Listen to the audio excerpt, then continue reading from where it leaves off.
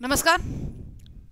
आपण पाहिलं KDMCमध्ये तुम्हाला भरपूर जागा होत्या, नवी मुंबईमध्ये तुम्हाला भरपूर जागा होत्या, ठाण्यामध्ये सगळ्यात जास्त जागा, रेकॉर्ड तोड जागा तुम्हाला दिसल्या. टोटल GNMसाठी सगळं जर मिळवलं, परिचारिका वगैरे सगळं मिळून, तर 485 पर्यंत तुम्हाला जागा होत्या.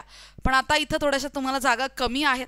असू दे, पण ओव्हरऑल सगळ्याच महानगरपालिकेचा विचार करता GNMला खूप जास्त जागा झाल्या.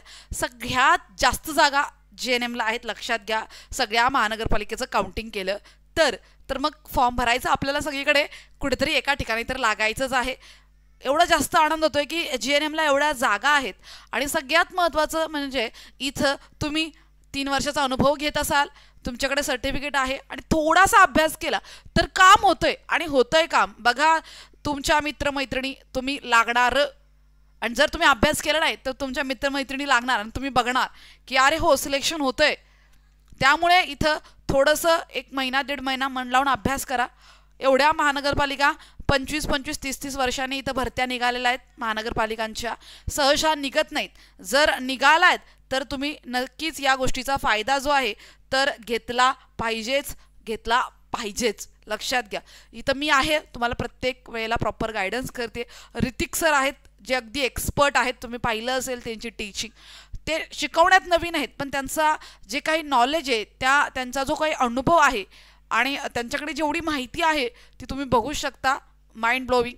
तुम्हाला एवढी इन्फॉर्मेशन देतात एका छोट्याशा लेक्चरमध्ये. तुम्हाला एवढी माहिती मिळते, तुम्हाला परत तो टॉपिक कुठे बघायची गरजच नाही आहे, अशा पद्धतीने ते शिकवतात. तर मग आपण आता दोघं त्यासाठी आता काम करणार आहोत. तर जर तुम्ही ANM आहात तर तुम्हाला स्टडी स्पेस मराठी हे सबस्क्राईबच करून ठेवायचं आहे, ॲप्लिकेशन डाउनलोडच करून ठेवायचं आहे, कारण की तुम्हाला ते भरपूर जास्त कामी येणार आहे. आज आपण पात्रता, तुमचा अभ्यासक्रम काय असणार आहे सगळं बघूया. सगळ्यात पहिले समजा, मीरा भाईंदरने खूप चांगली गोष्ट केली आहे. समजा जर तुम्ही टेक्निकलमध्ये कोणत्या प्रॉब्लेम फेस करत असाल तर हा नंबर आहे, तर या नंबरवर तुम्ही कॉल करू शकता. मीरा भाईंदरचाच नंबर आहे. टेक्निकल बाबीसाठी त्या नंबरवर कॉल करायचा. नॉन टेकसाठी नॉन टेक्निकल हेल्प डेस्क जो आहे, तर हे तुमचे हेल्प डेस्क आहेत. तर इथं बघा, हेल्प डेस्क टेक्निकलसाठी वेगळा आहे आणि हेल्प डेस्क नॉन टेक्निकलसाठी वेगळा आहे. जो तुमचा प्रॉब्लेम असेल तिथं तुम्ही कॉल करायचा, तुम्हाला तिथून चांगलं उत्तर मिळणार, नक्की मिळणार. त्यानंतर 22 तारखेपासून म्हणजे कालपासून तुमची फॉर्म फिलिंग सुरू झाली आहे. ती की तुमची फॉर्म फिलिंग जी आहे तर ती 12 तारखेपर्यंत राहणार आहे, म्हणजे सप्टेंबर 12 पर्यंत राहणार आहे. नक्की भरून घ्या.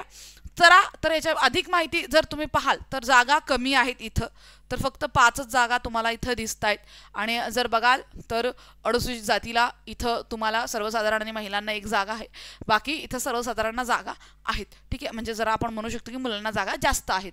तर बघा, इथं असू दे की काय हरकत, पण फॉर्म भरा. तुमच्यासाठी उत्तम बाब आहे ही, कारण की सगळ्या महानगरपालिका जाहिराती काढतात आणि GNMला विसरत नाही आहेत. सगळ्यात महत्त्वाचं आता इथं तुमची पात्रता काय असणार आहे, शैक्षणिक पात्रता. सगळ्यात पहिलं इथं तुम्ही 12वी उत्तीर्ण असणं गरजेचं आहे. चालतंय, तुम्ही आर्ट्समधून असाल, तुम्ही कॉमर्समधून असाल आणि तुम्ही सायन्समधून असाल, सगळ्यातनं चालतंय. कुठलं बी असू दे, काय चालत, काय प्रॉब्लेम नाही. त्यानंतर तुम्ही महाराष्ट्र नर्सिंग कौन्सिल आणि जनरल नर्सिंग मिडवायफरी पदविका म्हणजे तुमचं GNM कंप्लीट असलं पाहिजे. त्यानंतर परिचारिका म्हणून बघा, कोणत्याही शासकीय, निमशासकीय, स्थानिक स्वराज्य संस्था, खाजगी कुठेही 3 वर्षाचा अनुभव म्हणजे 3 वर्ष काम केलं पाहिजे. तर इथं तुम्हाला 3 वर्षाचा अनुभव आवश्यक आहे. खरं सांगू, हा 3 वर्षाचा अनुभव जास्त झाला, पण आता काय करू शकतो, ठाण्याने सुद्धा हेच केले आणि मीरा भाईंदर सुद्धा हेच करते. तर 3 वर्षाचा अनुभव तुम्हाला हवा आहे. या अनुभवासंबंधी आम्हाला खरंच प्रॉब्लेम आहे, कारण की 3 वर्षानंतर अभ्यास करायची पात्रता किंवा ती काय इच्छाशक्ती जी राहत नाही. त्यामुळे इथं असं वाटतं की हा अनुभव भरपूर झाला, नसायला पाहिजे. महाराष्ट्र नर्सिंग कौन्सिलमध्ये नोंदणी आवश्यक आणि मराठी भाषेचं ज्ञान असतंय आपल्याकडे प्रत्येकाकडे.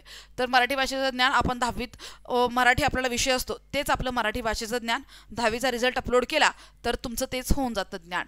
त्यानंतर तुमचा पेपर पॅटर्न बघा. आधी परिचारिकेसाठी हा तुमचा पेपर पॅटर्न कसा असणार आहे तर ते बघूया आपण.